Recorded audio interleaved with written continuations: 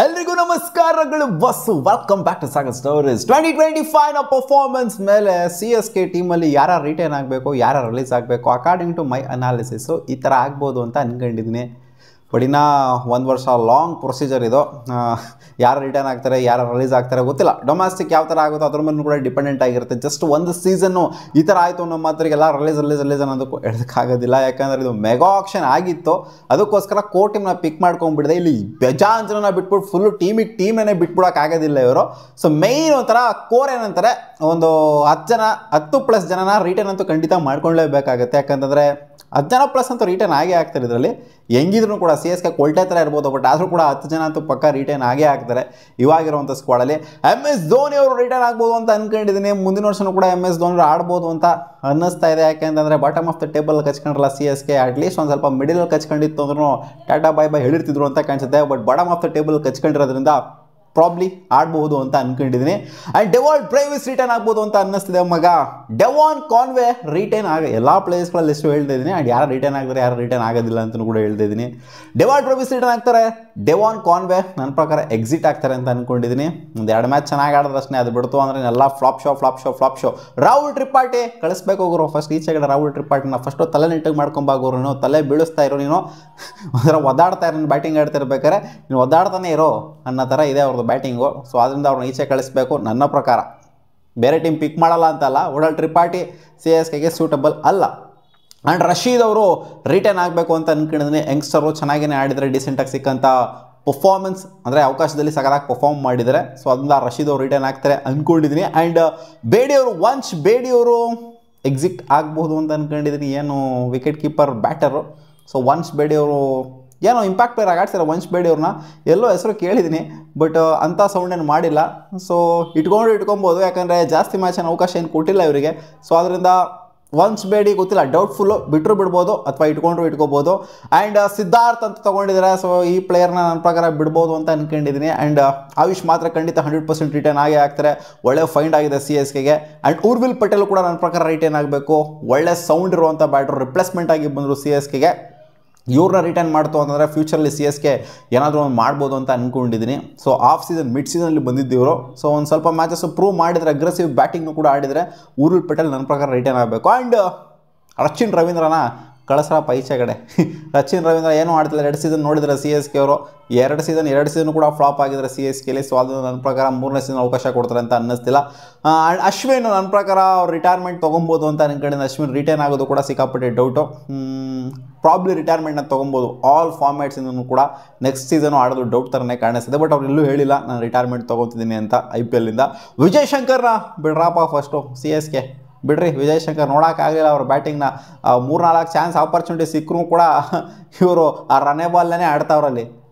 ನೋಡಿದ್ವಿ ಬೇಜಾನ್ ವಿಜಯ್ ಶಂಕರ್ದು ಈ ಸೀಸನ್ನು. ಹೊಡೆದ ರನ್ಸು ಸಿಕ್ಕಂಥ ಆಪರ್ಚುನಿಟಿ, ಬಟ್ ಎಲ್ಲ ರನ್ನೇ ಬಾಲು. ಅದು 3-4 ಆಪರ್ಚುನಿಟಿ ಸಿಕ್ಕರೂ ಕೂಡ ರನ್ನೇ ಬಾಲ್. 40 ಬಾಲಿಗೆ 45. ಸೊ ಈ ಥರ ಸ್ಯಾಮ್ ಕರನು ಒಂದು ಮ್ಯಾಚ್ ಚೆನ್ನಾಗಿ ಆಡಿದ್ರು, ಪರ್ಫಾರ್ಮೆನ್ಸ್ ಬಂತು, ಸೆಂಚುರಿ ಎಲ್ಲ ಬಂತು. ಬಟ್ ಕನ್ಸಿಸ್ಟೆಂಟಾಗಿ ಇವರಿಂದನೂ ಕೂಡ ಪರ್ಫಾರ್ಮೆನ್ಸ್ ಅನ್ನೋದು ಕನ್ಸಿಸ್ಟೆಂಟಾಗಿ ಬಂದಿಲ್ಲ. ಬ್ಯಾಟಿಂದ ಬಂದಿದೆ, ಬೋಲಿಂದ ನಾವು ಎಕ್ಸ್ಪೆಕ್ಟ್ ಮಾಡ್ತಿದ್ದಿಲ್ಲ ಮುಂಚೆ ಸ್ಯಾಮ್ ಕರನ್ನ. ಆ ಥರ ಅಂತೂ ಖಂಡಿತ ಈ ಸೀಸನ್ ಬಂದಿಲ್ಲ. ಸೊ ರಿಟರ್ನ್ ಮಾಡ್ಕೊಬೋದು, ಬಿಟ್ಟರು ಬಿಡ್ಬೋದು. ಬಟ್ ರಿಟರ್ನ್ ಮಾಡ್ಕೊತಾರೆ ಅಂತ ಅಂದ್ಕೊಂಡಿದ್ದೀನಿ. ಯಾಕಂದರೆ ಕೋರ್ ಸ್ವಲ್ಪ ಮೇಂಟೈನ್ ಮಾಡಬೇಕು ಅಂದರೆ ಸ್ಯಾಮ್ ಕರನು ಒಂಥರ ಆಲ್ರೌಂಡರ್ ಇತ್ತು ಅಂತಂದರೆ, ಫಾಸ್ಟ್ ಬೌಲಿಂಗ್ ಆಲ್ರೌಂಡರು ಸ್ವಲ್ಪ ಬೆಟರ್ ಆಗುತ್ತೆ. ಸ್ಯಾಮ್ ಕರನ್ ಏನು ವರ್ಸ್ಟಾಗೇನು ಆಡಿಲ್ಲ ಈ ಸೀಸನು, ಬಟ್ ಅಂಥ ಪುಡಾಂತರನೂ ಆಡಿಲ್ಲ, ಒಂಥರ ಮಿಡ್ಡಾಗಿ ಆಡಿದ್ದಾರೆ ಅಂತ ಹೇಳ್ಬೇಕಷ್ಟೇ. ಆ್ಯಂಡ್ ಕಂಬೋಜ್ ಅವ್ರನ್ನ ರಿಟರ್ನ್ ಮಾಡ್ಕೊತಾರೆ. ಒಳ್ಳೆ ಬೌಲರು, ಒಳ್ಳೆ ಲೆಂತ್ ಇದೆ, ಕಂಟ್ರೋಲ್ ಇದೆ.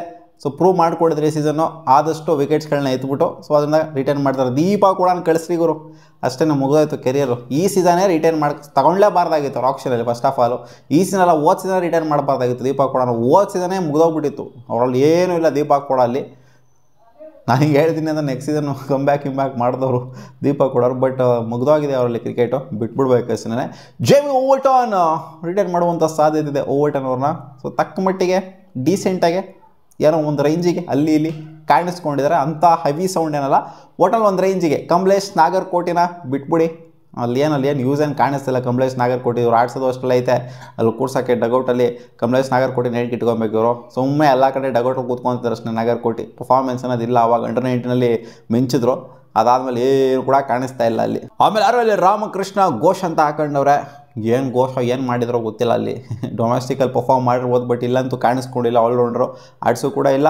ಸೊ ನನ್ನ ಪ್ರಕಾರ ಕೈ ಬಿಡ್ತಾರೆ ಅಂತ ಅನ್ಕೊಂಡಿದ್ದೀನಿ. ಆಡ್ಸಿರೋರು ಸಿ ಎಸ್ ಕೆ, ಯಾಕಂದರೆ ಫ್ಲಾಪ್ ಶೋ ತೋರಿಸ್ತಿದ್ದಂಥ ಸಿ ಎಸ್ ಕೆ ಇವರಲ್ಲಿ ಏನೋ ಅಂಥ ಟ್ಯಾಲೆಂಟ್ ಇತ್ತು ಅಂದರೆ ಆಡ್ಸಿರೋರು ಅಂತ ಕಾಣಿಸ್ತೈತೆ, ಬಟ್ ಆಡಿಸಿಲ್ಲ ಇವ್ರನ್ನ. ಸೊ ಅದರಿಂದ ಕಳಿಸ್ಬೋದು. ಇನ್ನೇನು ಜಡೇಜಾ ಗೊತ್ತಿರೋದೆ 100% ರಿಟರ್ನ್ ಆಗ್ತಾರೆ. ಅವ್ರ ಪರ್ಫಾರ್ಮೆನ್ಸ್ ಬರ್ತಾ ಇಲ್ಲ, ಅನ್ಕೊಂಡಂಥ ಪರ್ಫಾರ್ಮೆನ್ಸ್ ಸೀಸನ್ ಬಂದಿಲ್ವೇನೋ, ಬಟ್ 100% ರಿಟರ್ನ್ ಆಗೇ ಆಗ್ತಾರೆ. ಅದು ಶೋರ್ ಶಾರ್ಟು. ಶಿವಮ್ ದುಬೆ ಕೂಡ 100% ಶೋರ್ ಶಾರ್ಟು ರಿಟರ್ನ್ ಆಗೇ ಆಗ್ತಾರೆ. ಅವ್ರ ಪರ್ಫಾರ್ಮೆನ್ಸ್ ಈ ಸೀಸನ್ ಬಂದಿಲ್ಲ ಅಷ್ಟೇ, ಬಟ್ ರಿಟರ್ನ್ 100% ಹಾಗೆ ಆಗ್ತಾರೆ. ಆ್ಯಂಡ್ ಬೌಲಿಂಗ್ ಅಂತ ಬಂದಾಗ ಖಲೀಲ್ ಅಹ್ಮದ್ ರಿಟರ್ನ್ ಆಗ್ತಾರೆ, ನೂರ್ ಅಹ್ಮದ್ ರಿಟರ್ನ್ ಆಗ್ತಾರೆ. ಮುಖೇಶ್ ಚೌಧರಿ ಡೌಟ್ಫುಲ್ ಆಗಿದೆ, ಹಂಗೆ ಹಿಂಗೆ ಇದೆ, ಏನಂತ ಕನ್ವಿನ್ಸ್ ಮಾಡಿಲ್ಲ. ಏನು ಒಳ್ಳೆ ಹೆಂಗೆ ಬೇಕು ಹಂಗೆ ಲೆಂತ್ ಮೇಲೆ ಕಂಟ್ರೋಲ್ ಇರಲ್ಲ ಮುಖೇಶ್ ಚೌಧರಿಗೆ ಈ ಸಲ. ಗೊತ್ತಿಲ್ಲ, ಈಚೆ ಬಿಡ್ಬೋದು. ನ್ಯಾಥನ್ ಅಲಿಸು ಕೂಡ ಈಚೆ ಕಡೆ ಬಿಡ್ಬೋದು ಅಂತ ಅಂದ್ಕೊಂಡಿದ್ದೀನಿ. ಶ್ರೇಯಸ್ ಗೋಪಾಲ್ ಕೂಡ ಈಚೆ ಕಡೆ ಬಿಡ್ಬೋದು ಅಂದ್ಕೊಂಡಿದ್ದೀನಿ. ಆ್ಯಂಡ್ ಪತಿ ರಾಣಾ ಫಾಸ್ಟ್ ಬೌಲಿಂಗ್ ಅಂತ ಬಂದಾಗ ಪತಿ ರಾಣಾ ಜೊತೆಗೆ ಖಲೀಲ್ ಅಹ್ಮದ್ನ ರಿಟರ್ನ್ ಮಾಡ್ಕೊಂಡ್ರೆ ಬೆಟರ್ ಆಗಿರುತ್ತೆ. ನೂರ್ ಅಹ್ಮದ್ ಬೆಟರ್ ಆಪ್ಷನ್ನು. ಸೊ ಈ 3 ಜನ ಇಲ್ಲಿ ಜೆನ್ಯೂನ್ ಬೌಲರ್ಸ್ಗಳ ಕ್ಯಾಟಗರಿ ರಿಟರ್ನ್ ಮಾಡಿಕೊಂಡು ಇನ್ನೂ 3 ಜನ ಏನಿದ್ದಾರೆ, ಸೊ ಇವ್ರನ್ನ ಬಿಟ್ಟರೆ ಮಸ್ತಾಗಿರುತ್ತೆ ಸಿ ಎಸ್ ಕೆ. ಅಂದರೆ ಮಸ್ತಾಗಿರುತ್ತೆ ಅಂತಂದರೆ ಬಿಟ್ಬಿಟ್ಟು ಒಳ್ಳೆ ಪ್ಲೇಯರ್ಸ್ಗಳನ್ನ ತಗೊಂಡ್ರೆ ಮಸ್ತಾಗಿರುತ್ತೆ, ಬಿಟ್ಬಿಟ್ಟು ಖಾಲಿ ಪಲಾವ್ಗಳನ್ನ ತೊಗೊಂಡ್ರೆ ಮಸ್ತಾಗಿರಲ್ಲ. ಸೊ ಇಲ್ಲಿ ಸುಮಾರು ಜನ ಬಿಡಬೇಕು ಅಂತ ಅನ್ಕೊಬೋದು ನೀವು, ಎಲ್ಲರನ್ನೂ ಉಗ್ದಟ್ಲಿ ಗುರೋ ಅಂತ. ಒಂದು 5-6 ಜನ ರಿಟರ್ನ್ ಮಾಡ್ಕೊಂಡಿದ್ದೆ, ಟೀಮೇ ಕೊಲ್ಟೆ ಥರ ಇದೆ ಅಂತ. ಬಟ್ ಇಲ್ಲ, ಸ್ವಲ್ಪ ಕೋರ್ನ ಮೇಂಟೈನ್ ಮಾಡ್ತಾರೆ. ಅಂದರೆ ಬೇರೆ ಟೀಮ್ಗಳು ಮೇಂಟೈನ್ ಮಾಡೋಷ್ಟು ಕೋರ್ನಲ್ಲಿ ಅವ್ರು ಮೇಂಟೈನ್ ಮಾಡೋಕ್ಕಾಗೋದಿಲ್ಲ. ಸೊ ಮೆಜಾರಿಟಿ ಆಫ್ ದ ಪ್ಲೇಯರ್ಸ್ಗಳನ್ನ ಬಿಡ್ತಾರೆ. ನಾನು ಹೇಳಿದ್ನಲ್ಲ, ಆ ಪ್ಲೇಯರ್ಸ್ಗಳನ್ನ ಬಿಡಬೇಕು ಇವರು. ಹೊಸ್ದಾಗಿ ಹೊಸ ಟ್ಯಾಲೆಂಟ್ಗಳನ್ನ, ಹೊಸ ಸ್ಕಿಲ್ಗಳನ್ನ ಗುಡ್ಡೆ ಹಾಕೊಂಡು, ಗೊತ್ತಾಗಿದೆ ಧೋನಿ ಅವ್ರಿಗೂ, ಅವರೇ ಹೇಳಿದ್ದಾರೆ ನಾವು ಹೊಸ್ದಾಗಿ ಟೀಮ್ನ ಫ್ರೇಮ್ ಮಾಡಬೇಕು, ಈ ಟೀಮ್ ಇಟ್ಕೊಂಡು ಆಗಲ್ಲ ಗುರು ಅಂತ. ಸೊ ಆದ್ದರಿಂದ ಈ ಪ್ಲೇಯರ್ಸ್ಗಳನ್ನ ಬಿಟ್ಟು ಈ ಪ್ಲೇಯರ್ಸ್ಗಳನ್ನ ರಿಟೈನ್ ಮಾಡ್ತಾರೆ ಅಂತ ನನಗೆ ಅನ್ನಿಸ್ತಾ ಇದೆ. ಆ್ಯಂಡ್ ರುತುರಾಜ್ ಗಾಯಕ್ವಾಡ್ ಬಗ್ಗೆ ಹೇಳಿದ್ನ ಗುರು, ರುತುರಾಜ್ ಗಾಯಕ್ವಾಡ್ ಬಗ್ಗೆ ಹೇಳೇ ಇಲ್ಲ, ಯಾಕಂದರೆ ಅವರು ಇಂಜುರಿ ಆಗಿಬಿಟ್ಟು ಈಚೆ ಕಡೆ ಹೋಗಿದ್ದಾರೆ. ಸೊ ಅವ್ರನ್ನೂ ಕೂಡ ರಿಟೈನ್ ಮಾಡ್ಕೊತಾರೆ. ರುತುರಾಜ್ ಗಾಯಕ್ವಾಡ್ನ ಬಿಡೋದಿಲ್ಲ. ಹೋಗಿ ಗುರು ಇನ್ನು ಫಾರ್ಮಲ್ಲಿಲ್ಲ ಅಂತ ಕಳಿಸೋ ಮಾತೇ ಇಲ್ಲ. ಋತುನ ಒಂದು 2 ಸೀಸನ್ ಡಬ್ಬಾ ಥರ ಆಡೋದನ್ನು ಕೂಡ ರಿಟೈನ್ ಮಾಡ್ಕೊಂತಾರೆ. ಆ್ಯಂಡ್ ಅವರೇ ಕ್ಯಾಪ್ಟನ್ಸಿನ ನಿಭಾಯಿಸುವಂಥ ಸಾಧ್ಯತೆ ಇದೆ ನೆಕ್ಸ್ಟ್ ಸೀಸನ್. ನೋಡುವ ಅದೇನಾಗುತ್ತೆ ಅಂತ. ಮತ್ತೆ ಸಿಗೋಣ ಮುಂದಿನ ವಿಡಿಯೋದಲ್ಲಿ ಗಾಯ್ಸ್.